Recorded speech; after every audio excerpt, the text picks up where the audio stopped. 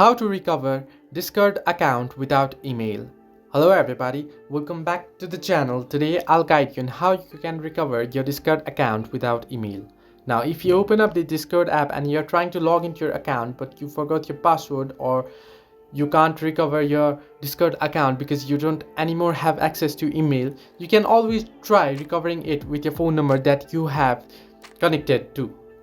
Now, if you don't have access to both and you are not being able to log in, what you want to do is head over to your browser and search in for Discord support here. And you can see the Discord support link pops up here.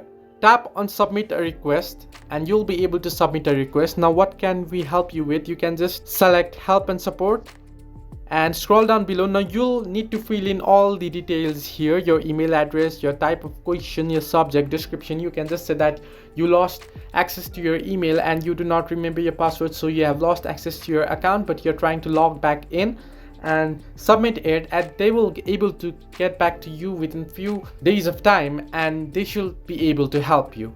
So this way you can recover Discord account without email. Hope this helped you. Do like and subscribe, and do not forget to leave a comment down below if you have any further issues.